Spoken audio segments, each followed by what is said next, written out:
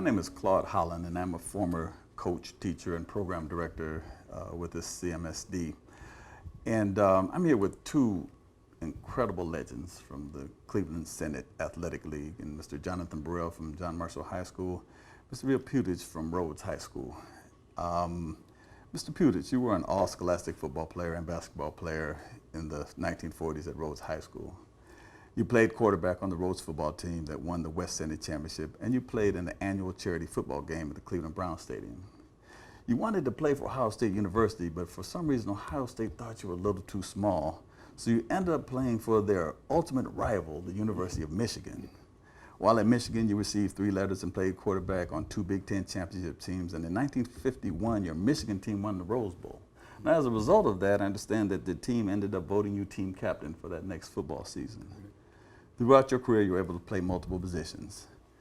Mr. Putich, I want to ask you, tell us a little bit about your preparation and how you were able to be so successful playing so many different positions on the field during your career at Michigan. Well, to be honest with you, I think a lot of skills that you have are actually gifted to you by God. Yes. And that means that you can do almost what you please as long as you put some effort into it. Absolutely. And when I was a kid, I was playing every sport. I picked up most of the positions in football, which really helped me later because I was a sort of go-to man. I could be put in any situation at any position, not tackle like you may have played, but anyway, it could be just about any backfield position or even end. Wow. If you believe that, wow. Because they caught passes also as well as throwing in them. That's amazing. But basically, that's it. The talent I had was God-given, as I said, but the practice that I put in was what I did behind the schoolyard somewhere and with the other kids, and it just worked out. That's all. Well, that's outstanding. While you were a student at Rhodes High School, your team played in the championship game, which they called the charity championship game at the Brown Stadium, I believe it was at the time. And a lot of people don't know the history of that game and how awesome and incredible that game was. I understand that there was one time, I'm not sure what teams played, but they had almost 50,000 people in the stands watching one of those charity games, and that was a high school game. I'm not sure if your team won that game or not. It was our game. We had like 57,000. It was 57,000. We got beat. Cathedral Latin, who was really a powerhouse. Yes. They and Massillon and so forth, right. And Kenton, McKinley, they're really powerful teams. And we lost 12-0 or 14-0. See, 90-year-old memory. You know what happens. But anyway, that had to be an incredible experience playing in front of 57,000 people in a high school game. Yeah. That just had to be something to behold. Well, it honestly was, but then I walked into Michigan and it's hundreds of thousands. And this is back then. This is 70 years ago. Yes, indeed. And there were hundreds of thousands. So. Right. Well, that is something else. Well, Mr. Burrell, you were one of the premier high school sprinters in the United States of America during the early 90s while attending John Marshall High School. You were a 3-time state champion in the 100-meter dash. You tied or set 13 records while attending John Marshall High School under the guidance of Hall of Fame coach Tom Elkins. You went on to set records at Ohio State University and became an All-American athlete while a Buckeye. Besides the obvious, which is your talent, what were some of the contributing factors that made you such an outstanding athlete during your high school days? Well, I got to first start off with the coaching. Okay. You know, I was coached very well, but I like to start off with my middle school coach, junior high school at the time, Sharon Cooney. Excellent. She was my first coach I had and influenced me to run fast, you know, and actually had some order about team practices and whatnot. And then I further went on to summer track where you were my summer track coach, where I can honestly say this is the rawest coach that I've ever had.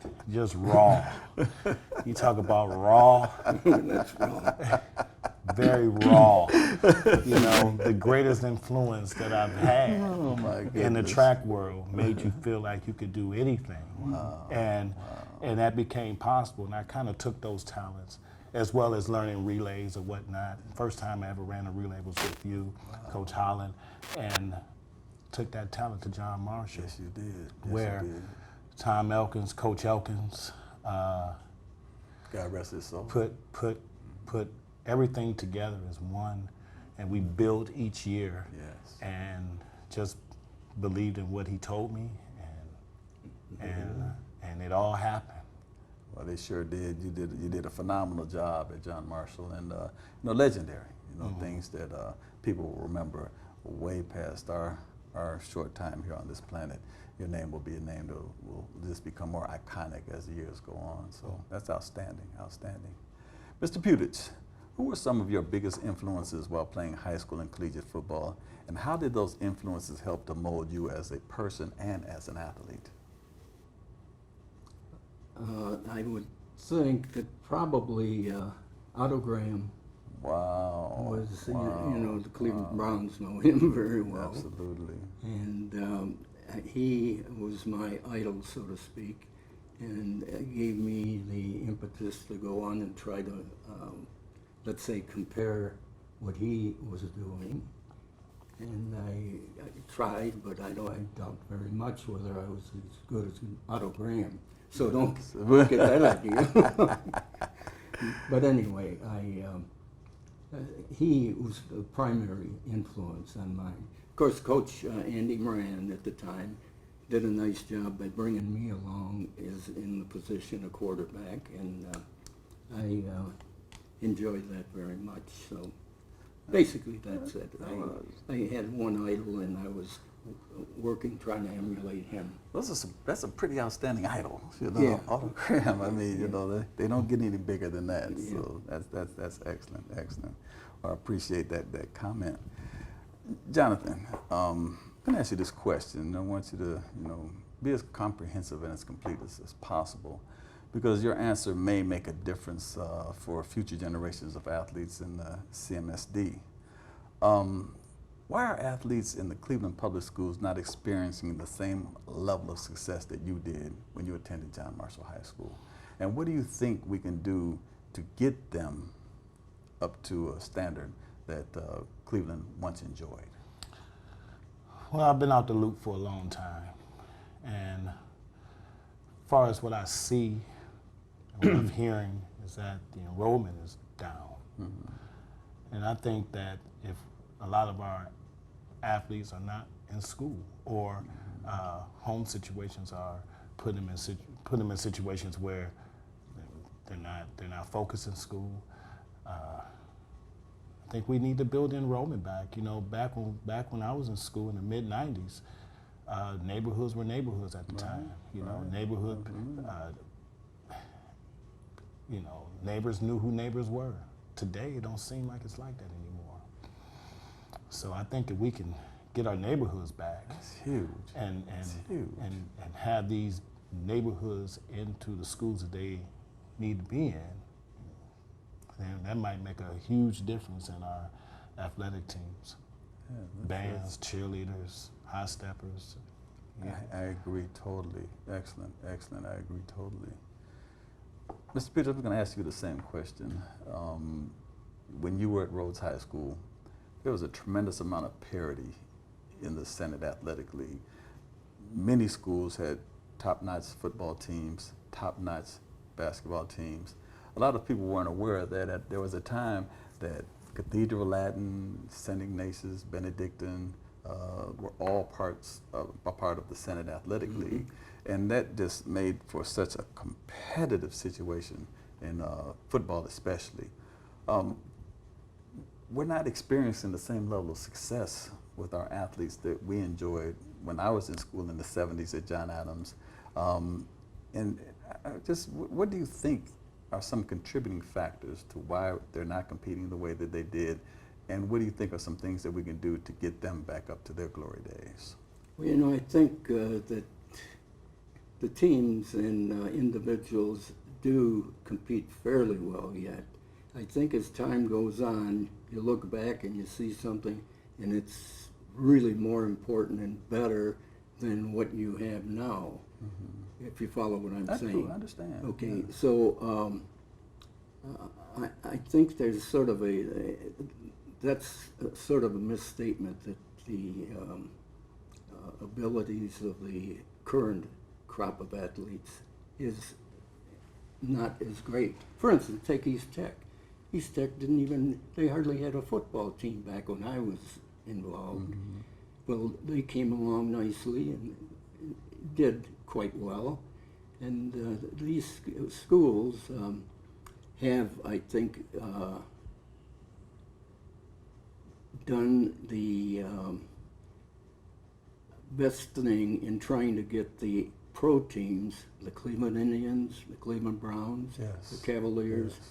get them interested where they now are funding certain portions Yes. of the Yes. city schools. Very important. Very Yeah, important. and that I think is going to show what is going to take place and bring the maybe, if it's the case, bring the teams back up to, let's say, par in your question. Yeah, yes. That's a very, very candid answer, because I'm one that believes that the talent is still there. You know, even though enrollment is definitely down, and the support systems that we were so just privy to when we were coming up as athletes are somewhat eroded, not non-existent, but just somewhat eroded, that your optimism and lack of pessimism is very, very, very positive, because I truly believe that in the right circumstances, with the right people, with the right formula, that Cleveland schools athletic programs can come back to the prominence that they had during the 40s, 50s, 60s, 70s. Also into the 80s. There are, obviously Glenville High School has really set a high standard for football and track and field. East Technical High School has set a very high standard for women's basketball and men's basketball in just recent years, along with John Hay High School and some other schools. But there was a time when every school in the Senate was highly competitive, and there were some true rivalries. I want you to both think about, in high school, who was your main rival? And tell us a little bit about that scenario and how that influenced and impacted your preparation for the season. Mr. Putich, who was your main rival in high school? Lincoln High School. Lincoln High School. Yeah. Okay, and what made them such a rival? Their record. They actually were strong in football, and they really did a good job, and everyone wanted to beat them. They're not the only team, of course, but everyone really wanted to get on the right side of the ledger when they played Lincoln High School. Wow. So, wow. Otherwise, all the games are important, as you know. Hey, oh, yes. You got to win them all, so to speak, Exactly. and at least you have to try to win them all. Exactly. So that's outstanding. John, who were some of your, or who was your ultimate rival? the coach. We're going to go back to John Adams and the rawest coach of the league. John Adams. Oh, I'll tell you, John Adams, they won so many city championships, and they would run the track and do their chant and do their clap, and John Marshall, we were here, we got like 5 guys, maybe about 10 city championships. We had more guys on the team than as we went on to district, regional, and then the state.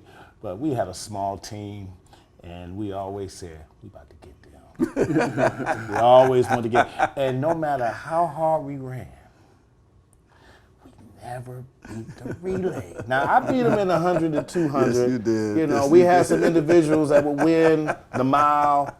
We was tough. It was hard to beat in the half mile. 4x1 mile relay, it was... We never did. Even at the big dance, we never beat them. But they were always our rival, and it was always encouraging to see John Adams and just. We're gonna start off at this 100 meters. That's we're gonna start it off. Come on, John Marshall. We got him. We're gonna get him because I'm feeling good. Yeah, that's excellent. Yeah, excellent. that was excellent. John Adams was our rival. I'm going to leave both of you with this final question because it's interesting. I'm sitting here, and I brought up the question of rivalry for a purpose, so that that could be my segue into this final question. And that is, I'm looking at a Buckeye, and I'm looking at a Wolverine, sitting next to each other with no fisticuffs. Well, I love it. I love it. Exactly. I wish I had my ring on. There is probably in any sport, there's probably no rivalry bigger than Michigan, Ohio State. I don't care what the sport is. What was it that way when you? Oh, yeah. Okay. What makes that rivalry so intense? Well, they want to beat each other. I wanted to go to Ohio State, to be honest with you, to begin with. Yes. But as you said, I was honestly considered too small by then to play Big Ten football. So I ended up going to Michigan. And of course, the rivalry is caused by history. This goes back, I don't know how many years, but it's more than I am. I'm 90 now, or will be in a few months. And but it is such that this has come right up through the years, and no matter who's on the team, no matter what happened last year, it doesn't make a darn bit of difference. They're out to beat each other, and just like he's speaking about John Adams and so forth. And anyway, that's my interpretation of everything. Well, that's a great interpretation. Yeah, well, absolutely. I think it's a good thing for I any agree. sport I agree. where they have Healthy great rivalries. competition. Healthy And, rivalries. well, I don't hate Ohio State. I didn't think you We did. never lost to them. When I was playing, we never lost to them. Tied them once and beat them twice. Did the coaches ever come to you and say, "Man, I wish we would have recruited you after all"? Or No, but some of the alumni did. I figured that they might do not that. a lot, Yes, but, but still, some honestly yeah, did. they There was a knew. guy They from knew. American Steel and Wire who took me down to Ohio. He'd provide the transportation, you know, Yes. drive me down. Yes. And I was down there 6 times. Wow. I met with the coaches, had dinner with them and everything. They honestly offered me a scholarship. Wow. But then about a month before school started, they said they think I'm too small to play Big Ten football. And that didn't sit right with me as a kid. Right. But now I look back and I think, well, hey, Bill, they probably recruited or were recruiting someone who they needed or wanted better than you. Exactly. And it happened, so no big deal. So I went on, and fortunately, You did well. Yes, and they did well by you. So yeah, that's well, excellent. John, was the rivalry? I know you were in a different sport. No, it wasn't. The rival for me, Tyrone Wheatley beat me in the Mansfield relays. He came off the hurdles, the 110 hurdles. He come back in the 100 meters and he beat me. Right. So that he went to U of M, I was going to get him. yeah, I remember talking to him about that. Yeah, I wanted to go get him. So he was really my reason for the Big Ten was to get Tyrone Wheatley. That's what that was all about. And he just happened to have that big M on his shirt. I Right? wanted to That get didn't him. hurt. That didn't hurt at all. He had that M on him. I had that Give on. you some incentive. I was ready for him. I was ready for Tyrone Wheatley at the Big Tens. I tell you, and it's funny that you mentioned about kind of getting off the subject here when you was talking about you had opportunity at Ohio State and Michigan gave you the opportunity. It goes back to Dorian Green. Yes. He was being recruited at Ohio State as well, and I wanted my teammate with me. Yes, you And did. then he go over to the University of Illinois, and he did some major things. He won the Big Ten. He set some records. I know Ohio State was kicking himself in the butt during the time. Well, that happened. Yeah, happens to the best, right? At the end of the day, you still become a champion. You try, keep going, plugging away, and what happens, happens. That's right. Well, it's amazing talking to you, Mr. Putich. You're 90, you're 89, how old are you? 89. 89 years. 90 on Groundhog's Day next year, and gifts are accepted. I understand. I turned 64 today, and today is my birthday, Yeah, you're a 64, little and I'm a time. baby. Happy birthday. Yeah, thank you very much. Happy birthday, But Coach. I just want to say it's amazing how much you remember and how sharp you are, and I'm sure that your preparation for athletics has probably served itself well in you maintaining your youthfulness and maintaining such a sharp memory about certain things. And Jonathan, just amazing career, amazing man. Just you put Cleveland and kept Cleveland on the map. Obviously, there's a Jesse Owens, there's a Harrison Dillard, but it's also Jonathan Burrell. And for me to be able to say your name in the light of a Jesse Owens and a Harrison Dillard, obviously, that's the greatest compliment that I can give you. So I want to just thank you both for sharing your stories today, giving me an opportunity to interview you, letting Cleveland get a chance to see true iconics from the Cleveland Senate Athletic League and some true legends that are part of this project that we're putting together, the Senate League Cleveland Senate League Legends. Can I Of course. say something? I wish you would. I think some little story that would be maybe interesting to you. When I went up to Michigan, the first year which I was eligible for is my sophomore year, Yes. because they didn't allow freshmen Right. to play varsity ball Exactly. at the time. So first game, I'm like third string quarterback sitting on a bench hoping that I can get into the game. The crowd, you know, you got almost 100,000 people there at this time. We were playing Michigan State, and I'm sitting there watching the game, cheering for the guys who are on the field. And all of a sudden I hear my name called, and it's Coach Oosterbaum calling me. And I try to pick up my helmet, which was between my feet, and I'm kicking the damn thing. That's okay. I'm kicking the thing. Yeah. No, that's okay. I'm kicking the darn thing around. I finally pick it up, and he calls the play. I called two succeeding years. Yes. I called all the plays from the field. Okay. That's how they used to play the game. Exactly. It wasn't all done upstairs. Right. But anyway, so he calls the play right after 6 pass, and he slaps me on the rear end and puts me into the game. We're on maybe the 15-yard line or something like that of Michigan State. Right. So we're playing.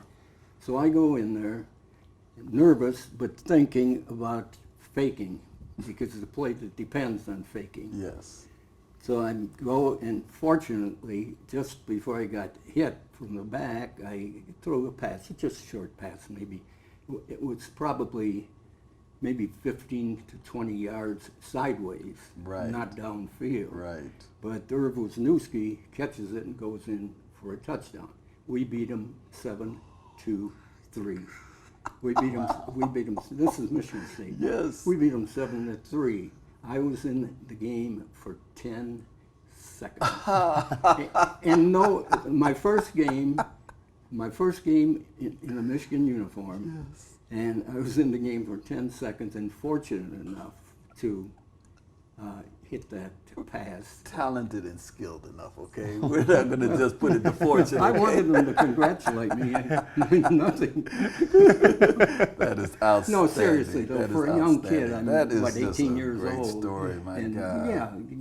Yeah, and the only play I was in all game took 10 seconds, and it ended And up made with the difference. yeah, and that shows you if you don't give up on stuff, Exactly. and if you have a coach that knows what he's doing. Makes What all the It difference in the world. makes a huge difference. But I just want to take this opportunity again to thank both of you for spending time with us this morning and sharing some of your stories and letting Cleveland see again true athletic and just personal outstanding people that are products of the CMSD.